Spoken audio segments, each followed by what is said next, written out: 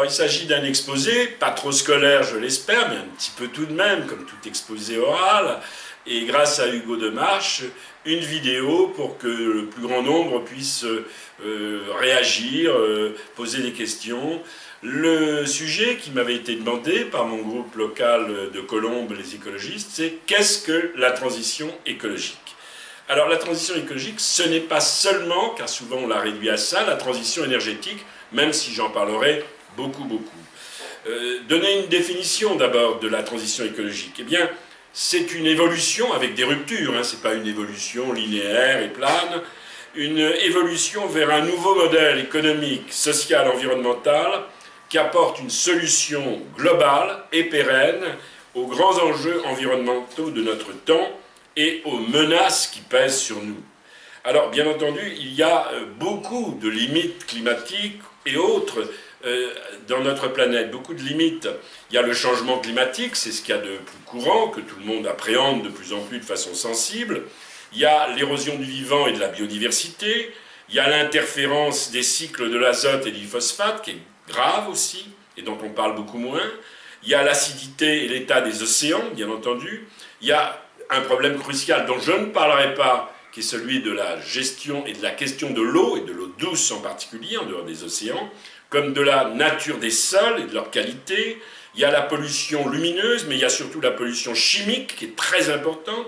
Pensons, le président de la République a parlé récemment d'infertilité, pensons à toute la pollution chimique qui crée en partie cette infertilité chez les Françaises et les Français. Il y a les aérosols, il y a la déplétion de la couche d'ozone, et là, une bonne nouvelle au moins, sur ces 9 limites planétaires, une bonne nouvelle, on a abouti à un accord, et cette déplétion, elle est arrêtée. Mais pour le reste, ça galope, malheureusement, ça galope.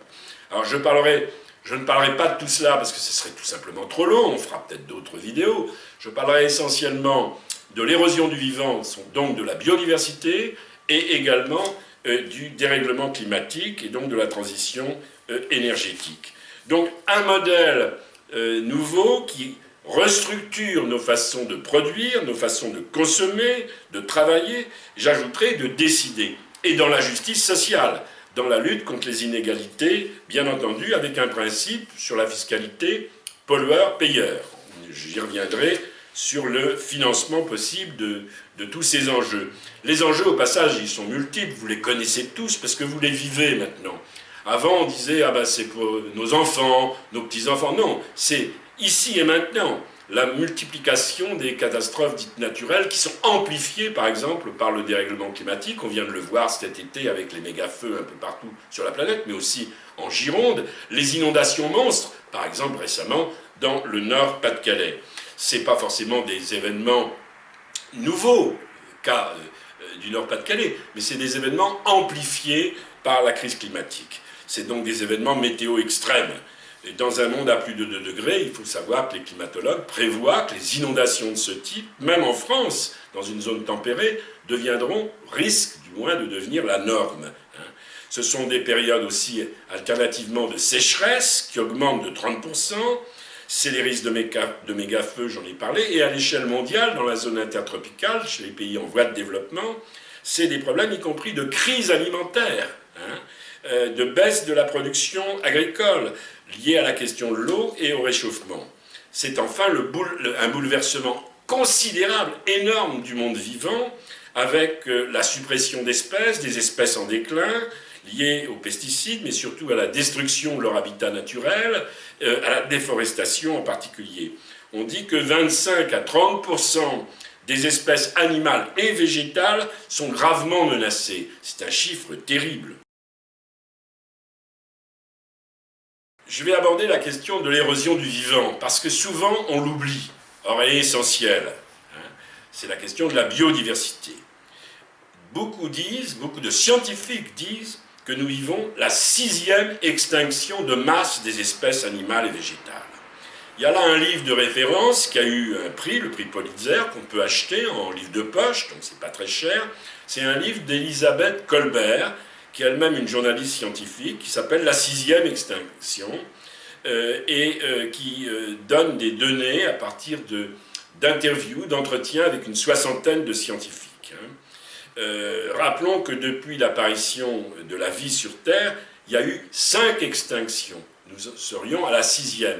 Mais il y a 2 différences fondamentales. C'est que les 5 premières extinctions ne sont pas dues à l'homme, d'une part. Et d'autre part, qu'elles étaient très lentes, ces extinctions. Par exemple, la dernière extinction qui a connu la fin des dinosaures, donc l'homme n'était pas contemporain des dinosaures, c'est une extinction qui a duré des dizaines et des dizaines de milliers d'années. Donc là, c'est plus court, et c'est nous qui sommes à l'origine. Un autre livre que je signale, qui est d'un scientifique français, directeur du Muséum d'histoire naturelle, qui se préoccupe beaucoup de ces sujets, s'appelle, et c'est plus tempéré comme propos que celui de Colbert, s'appelle « À l'aube de l'extinction ». Vous voyez la nuance. C'est un livre de Bruno David, directeur au Muséum d'histoire naturelle. Alors, les causes sont multiples, évidemment. Comme pour tous ces facteurs, il n'y a pas une cause unique, une cause magique. Non, comme les solutions sont multiples. Il y a une cause majeure qui est la déforestation à l'échelle mondiale, qui est terrible, qui galope. Et c'est plus largement la disparition de l'habitat naturel d'un certain nombre d'animaux et d'espèces. C'est lié au changement de l'affectation des terres, pas seulement à la déforestation, donc. C'est lié à des phénomènes d'urbanisation galopante, d'agriculture intensive, mais aussi parfois de braconnage lié à la pauvreté. En Afrique, c'est clair qu'on mange de la viande de brousse parce qu'on n'a pas d'autre viande à se mettre sous la dent, si je puis dire. C'est lié aussi parfois à la surpêche, et là, c'est plutôt les pays développés qui en sont responsables, à grande échelle. Alors, évidemment, ça pose des questions, ça a des conséquences terribles, parce que vous avez 500 000 à 1 million d'espèces qui sont en train, au moins, j'utiliserai volontairement une nuance, à décliner fortement. En Île-de-France, par exemple, pour parler de notre région, vous avez 30% de moineaux, les moineaux parisiens et autres, en moins. Vous avez 70% en moins des hirondelles. Bon, ailleurs, dans les champs, y compris dans la Beauce et la Brie, vous avez 60% des oiseaux des champs qui sont en fort déclin. C'est important à le souligner. Alors, je mettrai un bémol à l'idée d'extinction, parce qu'elle est débattue par les scientifiques, et pour certains, le rythme des découvertes de nouvelles espèces serait équivalent, voire certains disent, mais ils sont minoritaires, supérieur au rythme d'extinction qui serait donc plus lent que certains le disent. Par ailleurs, il y a des efforts, il faut le dire, il faut être positif, des efforts de conservation et de restauration parfois, qui ont supprimé ce risque d'extinction pour de nombreuses espèces. C'est le cas par exemple de la Nouvelle-Zélande, qui avait une faune, comme en Australie, particulièrement forte, originale, y compris d'animaux sauvages, et qui a réussi par une politique environnementale active à casser ce rythme d'extinction. Mais c'est vrai que par exemple pour la faune sauvage, en particulier, là on peut parler d'aube de l'extinction. D'aube de l'extinction. Et pas seulement pour les rhinocéros, les amphibiens, les éléphants, les grands primates. Donc, certains diront une notion de déclin, plus que d'extinction, d'autres diront extinction, mais dans les deux cas de figure, c'est gravissime. C'est gravissime et c'est à un rythme extrêmement rapide. Voilà. On estime actuellement qu'il y a 1 800 000 espèces qui sont connues et répertoriées. Et je vous ai dit le nombre hallucinant d'oiseaux, d'insectes, évidemment c'est lié à leur nourriture, qui disparaissent à vitesse grand V. Mais la diversité, par certains, est estimée à plus de 10 millions. Vous voyez, 1,8 million répertoriés, peut-être 10 millions. On trouve encore des espèces. Alors des fois, ce n'est pas des espèces très réjouissantes. On vient de trouver, il y a 3 mois, une dizaine de nouveaux insectes, dont 3 mouches différentes qu'on n'avait pas répertoriées, par exemple en Corse. Mais on peut trouver aussi encore des primates dans la forêt congolaise qu'on n'avait pas encore répertoriées.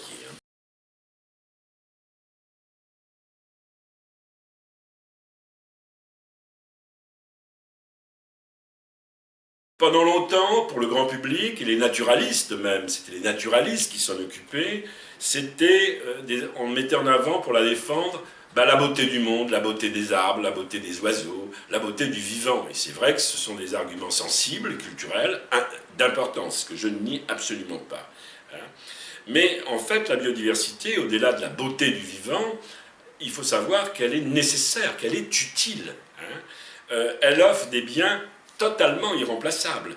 L'oxygène que nous respirons, l'eau, la purification de l'air. Elle offre des médicaments. Il faut savoir que l'aspirine s'inspire de la molécule de l'écorce de saule comme arbre. Elle offre des matières premières, des fibres, la laine, le coton, bien d'autres choses. Et surtout, elle permet la pollinisation, par exemple, avec les abeilles, au niveau des végétaux. Les coraux, par exemple, en mer, c'est pas seulement beau, les coraux, mais ça prévient les inondations, ou ça aide à la prévention des inondations. Donc ça, ce sont des points très importants. Et en plus de ça, et c'est déterminant, et ça lie l'articulation entre crise de la biodiversité et crise climatique. On le sait, les océans et les grandes forêts intertropicales sont des puits de carbone qui séquestrent du CO2. Au fur et à mesure qu'on les amenuise, ces puits de carbone, parce qu'il y a l'acidification des océans, parce qu'on fait de la déforestation massive, de l'Amazonie au Congo, eh bien, nos puits de carbone ont tendance à décliner fortement et vont nous poser des problèmes. Ça existe même en France, avec les méga-feux, avec les périodes maintenant plus longues de sécheresse. Notre forêt, qui est pourtant très importante en France, elle décline en termes de puits de carbone. J'ajouterais aussi qu'on a vu avec la dernière pandémie le rôle de ce que l'on appelle les zoonoses, c'est-à-dire ces maladies pandémiques ou endémiques qui passent de l'animal, de certains animaux réservoirs à l'homme. Ça, c'est quelque chose qui existe très fortement, ces pandémies. Et on a bien établi le lien, par exemple, avec la déforestation quand il y a eu cette terrible maladie qui était Ebola. On avait 200 millions d'hectares de forêts tropicales en 40 ans qui avaient été déforestées, et Ebola est né au moment où il y a eu des zones supplémentaires de déforestation récente. Là, il faut évidemment réduire l'interface entre certains travailleurs qui travaillent à la lisière de ces forêts et ces animaux.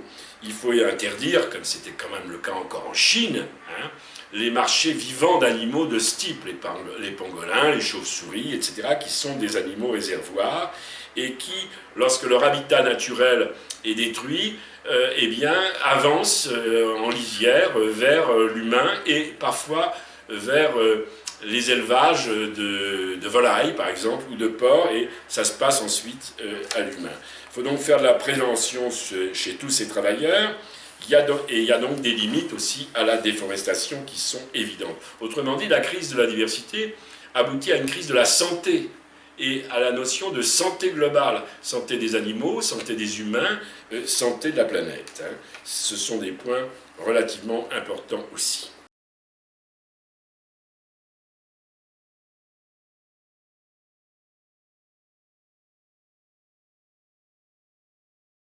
Alors, on a parlé un peu du monde, et c'est un peu logique. Je voudrais parler d'un cas assez particulier, qui peut sembler amusant, anecdotique, qui a que parler. C'est le rôle de l'éléphant d'Afrique. Alors, il y a deux types d'éléphants d'Afrique. Il y a les éléphants de savane qui sont plus grands, et les éléphants de forêt qui sont plus petits. Eh bien, les éléphants de forêt, en raison de leur taille, ne s'attaquent pas aux plus grands arbres, ceux qui séquestrent le CO2. Et du coup, ce sont des jardiniers de la forêt tropicale. Ils permettent en élaguant, si je puis dire, les arbres de plus petite taille, aux arbres de grande taille qui séquestrent le plus de CO2, eh bien, de se développer. Par ailleurs, au niveau de leur excrément, les crottins de l'éléphant de forêt d'Afrique, ils permettent aux graines qu'ils utilisent la germination sur d'autres sols. C'est assez amusant de voir qu'un éléphant, non seulement qui est en grand déclin, en risque d'extinction, est un animal qui peut servir à la lutte, en gros, contre le règlement et le réchauffement climatique. Pour passer de la forêt tropicale et du monde à, car c'est un problème mondial, hein, ce déclin de la biodiversité, cette érosion forte, à la France, rappelons que le déclin de la biodiversité, il existe aussi chez nous. Hein, parce que chez nous, c'est pas seulement l'Hexagone, c'est aussi les territoires d'outre-mer, par exemple la Guyane, la forêt guyanaise. Hein. Et puis, nous sommes le deuxième espace maritime au niveau du monde, donc on a 10% de surface des récifs coralliens, c'est beaucoup. Hein.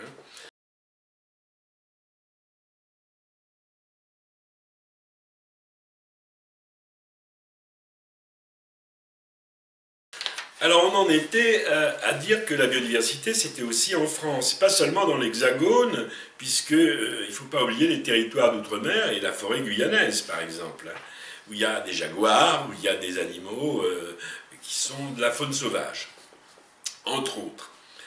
Et notre deuxième espace maritime, je disais, car on est le deuxième espace maritime mondial, on a 10% de surface de récifs coralliens.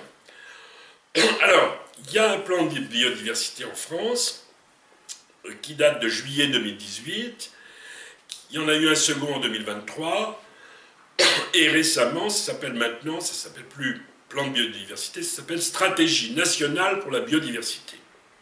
Il y a 6 axes, il y a quand même 200 mesures dans cette 3e édition qui sont intéressantes sur le papier. Freiner l'artificialisation des espaces naturels. Créer pour cela, entre autres choses, de nouveaux parcs nationaux. Hein, en Camargue, en Guyane, on en parlait, et dans le bassin de la Loire. Donc 3 parcs nationaux nouveaux, hein, c'est pas rien. Développer la nature en ville aussi, en milieu urbain, ce n'est pas rien. Faire de l'agriculture et de l'agroécologie une alliée de la biodiversité, c'est très important. Réduire les pollutions chimiques. Il faudrait réduire les pesticides, évidemment, hein, liés à l'agro-industrie. Il y a, nous disait Elisabeth Borne, 10 milliards quand même de subventions. Mais en fait, ce n'est pas de l'argent nouveau, supplémentaire. C'est des réaffectations qui ne sont pas faites et pas faciles à faire. Hein. C'est des réorientations, si vous voulez, de finances publiques. Bon. Mais il n'y a pas de calendrier, il n'y a pas de décision juridique, parce qu'il n'y a pas de loi sur aucun de ces plans, ni sur les pesticides, ni sur la chasse intensive. Il n'y a pas d'objectif contraignant, autrement dit, pas de valeur juridique, et on sait ce que ça donne en général. Mais il y a cette tentative officielle qui n'est pas inintéressante parce qu'elle est récente, hein, et qu'elle, au niveau du diagnostic au moins, sinon des solutions, met bien les choses, je pense, en avant. Hein. Alors, la France, c'est le 6e pays au passage, à avoir le plus grand nombre d'espèces menacées. Sur 12 500 espèces répertoriées en France, hexagone et outre-mer, 2300 sont menacées. Je ne vais pas vous faire le catalogue des 2300, vous en doutez, mais pensons à des choses qu'on voyait dans nos jardins, comme les hérissons, par exemple. Mais plus grave, peut-être les abeilles domestiques qui pollinisent. Hein. Le vison d'Europe, de très nombreux amphibiens. J'ai parlé des oiseaux. 60% des oiseaux des champs, 30% des moineaux urbains, 70% des hirondelles. C'est énorme. Alors, on a des oiseaux très beaux, la tourterelle de bois, par exemple, des bois, la grue cendrée, le martin pêcheur, donc certains sont encore chassables au passage, hein. Qui sont des espèces en fort déclin, hein, et qu'il faudrait tout à fait protéger. Hein. Alors, par rapport à ça, il y a je dirais qu'il y a des débats, y compris chez les écologistes. Je me rappelle de l'intervention de José Bové sur la question. On a réintroduit de la faune sauvage en France. Le lynx, dans les Vosges, qui ne pose pas de problème, c'est un bon prédateur pour les rongeurs, etc. L'ours dans les Pyrénées du côté français, il y en a beaucoup moins que du côté espagnol. Du côté espagnol, il y a une bonne cohabitation, elle est plus difficile avec l'ours dans les Pyrénées françaises. Mais ça se tasse, ça se fait. Par contre, avec le loup, c'est plus délicat parce que le loup, il est beaucoup plus mobile qu'un ours ou qu'un lynx. Il se balade davantage, il est souvent en bande et en meute, et il se reproduit beaucoup. Et donc là, il y a un dilemme, évidemment, jusqu'où on défend le loup. Bon, les écologistes sont pour, en dernier recours, l'abattage. Mais en dernier recours. Dans les Alpes, il y a eu quand même des troupeaux qui ont été attaqués l'année dernière plus d'une vingtaine de fois par des meutes de loups. Et le loup, il tue dans une sorte d'hubris, de démesure, au-delà de ce qu'il va manger. Donc ça fait des dégâts, si vous voulez, terribles, en effet, pour les bergers, les pasteurs et les troupeaux de moutons et de chèvres. Donc on ne peut pas non plus voilà, en faire abstraction. Il y a un équilibre à trouver. Mais c'est l'abattage en dernier recours. Il y a eu des libérations des lois votées en Europe et en France récemment. Les écologistes ont protesté à juste titre. Il n'empêche que José Bové a dit, par exemple, un autre écologiste, que l'abattage, dans certains cas, s'avérait une triste nécessité. Donc ça, je laisse ça au débat des uns et des autres. Certains bondiront par mes propos nuancés sur la question, mais c'est un vrai problème que de défendre la faune sauvage chez nous, d'attaquer les autres dans les pays pauvres quant au déclin de leur propre faune sauvage, et de voir que nous-mêmes avons des difficultés avec le loup, parce qu'évidemment, il faut quand même rappeler qu'un éléphant de savane, ça fait aussi des dégâts sur les cultures qui sont à la lisière. C'est pas non plus, pas d'angélisme sur ces questions. Mais, vous voyez, où on met le curseur, bien sûr, c'est là, c'est ce qui est très important. Sur le loup, on dit en dernier recours parce qu'il y a des solutions, mais elles ne sont pas miraculeuses. C'est le chien patou qui est bien élevé pour lutter contre les loups, par exemple. C'est un chien spécialisé dans la lutte contre les loups pour leur faire peur. Bon. Il y a des enclos avec des choses électriques, plus ou moins, qui peuvent se promener d'ailleurs avec les bergers, etc. Mais il n'empêche qu'on a constaté des dégâts et on ne peut pas parler de lobby, les pauvres, ils sont déjà très fragilisés économiquement. Les bergers, ils réclament l'abattage. Le droit pour eux d'abattre en cas de... Bon. Je laisse ce point, disons, à la réflexion. Voilà. Alors, la crise de la biodiversité, évidemment, suppose des solutions. Les solutions, on les connaît en général. En milieu rural, c'est essentiellement de replanter ce que l'on a enlevé, c'est-à-dire des haies et des arbres, y compris là où il y a des cultures intensives et où il n'y a plus ni arbres ni haies. Ces haies, elles apportent beaucoup de bénéfices contre l'érosion des sols, contre les pluies, contre l'eau, pour l'eau, et même pour les cultures. Par exemple, quand il y a des haies, il y a des coccinelles qui reviennent et d'autres auxiliaires qui reviendront. Mais là, il y a le problème des pesticides aussi qui tuent ces insectes et ces oiseaux. Ces oiseaux, on a dit même en milieu urbain, 60% dans les champs. C'est énorme. C'est énorme. Alors, les oiseaux des champs, ce n'est pas tous les oiseaux de France, ni d'ailleurs.